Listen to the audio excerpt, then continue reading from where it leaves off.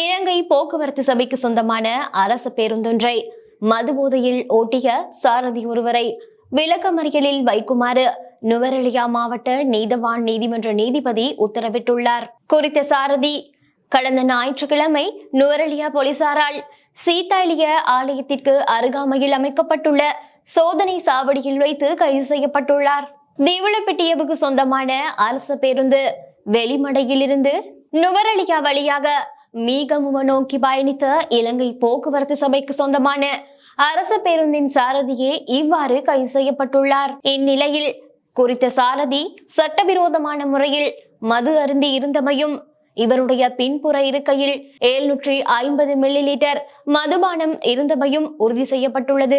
நேற்றைய தினம் குறித்த சாரதியை நுவரெலியா நீதவான் நீதிமன்றத்தில் ஆஜர் செய்யப்பட்ட நிலையில் நீதவான் எதிர்வரும் 18ஆம் திகதி வரை அவரை விளக்கமறியலில் வைக்குமாறு உத்தரவிட்டுள்ளார்.